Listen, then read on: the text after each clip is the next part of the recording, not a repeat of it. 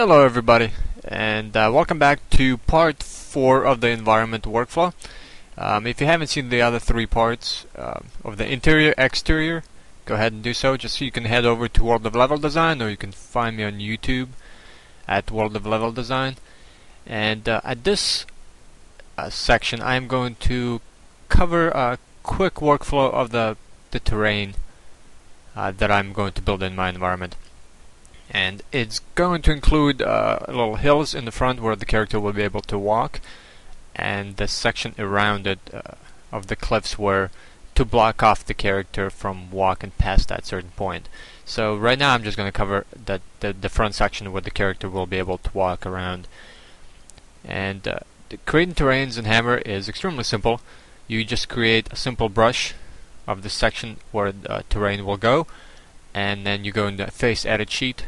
On the Displacement tab, create. After you select a certain brush face, you can just create that brush face as terrain, and it turns it for you. And it's extremely simple, and it's very easy to edit as well. It automatically creates collision so you can walk on it. And here I'm just I drew out my terrain with a brush, and I created a displacement, and now I'm just pulling and pushing the vertices of that particular brush and creating the surrounding area for it.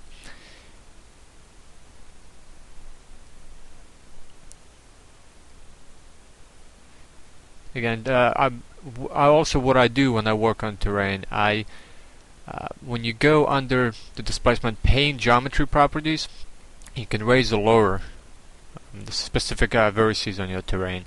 And what I do is I try to work in a single axis. So I choose, there's a drop down menu, and what I do is I choose to work in the Z, X or Y axis only. And once I get a specific height going, then I pull and push them to the side when I need to. It just allows me a lot of control over my displacement. And I highly recommend you do the same. Work in one axis, up or down, left or right, X, Y, or Z axis. Also, you don't have to, when you create your terrain, you don't have to create your terrain from a single face.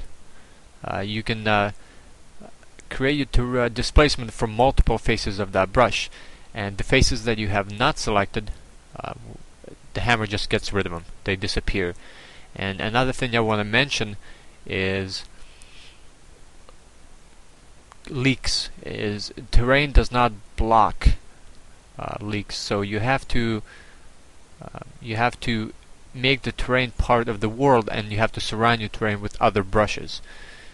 So that's one thing that you want to pay attention to when you're creating your displacement. Is this terrain right now that I'm creating here, I'm going to have to create a world geometry brush underneath it and around it to hide it, so there'll be no errors or leaks. And here I am going to be creating actually 2 displacement brushes. One is this long brush, and the other one is going to be for the little indentation right here. So I'm just again duplicating my brush, moving it over, Face Edit Sheet, Displacement, select the face that I want, and create.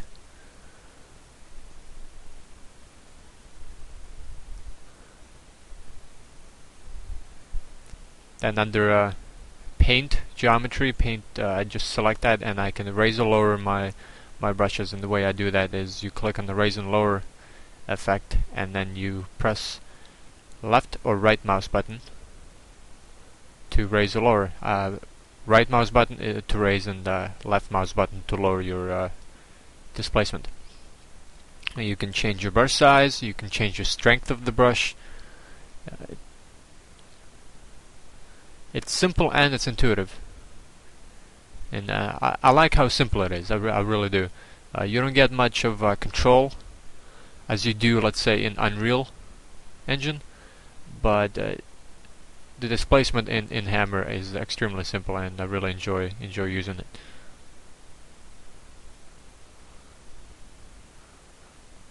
And it's one of those things that it's very easy to learn but difficult to master.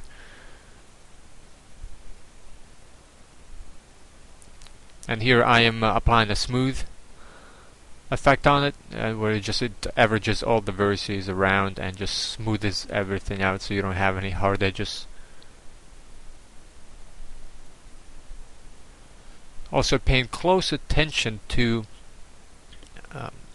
the spaces in between the terrain, so so you don't get to see what's happening underneath the black void and into invisible areas. So I'm making sure that the vertices go into my second terrain so that it blends all together. You can also there's a detail when you create your terrain, though. You will have a detail power of the displacement map pop up. You can choose 2, 3, or 4. For small, it all depends on how detailed you want your terrain to be. So I usually choose 2 or 3, but you can always change it later. So if you choose 2 and you find out that your displacement is just too rough and you can't get specific details in, and you can't smooth it out, it's too hard edged, you can apply 3 or 4 after the fact.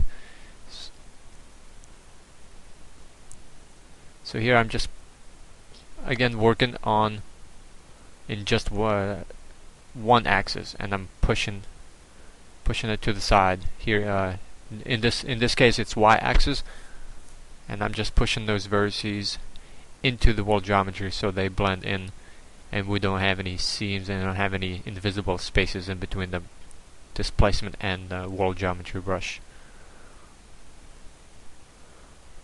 So I'm just looking around, seeing how it looks.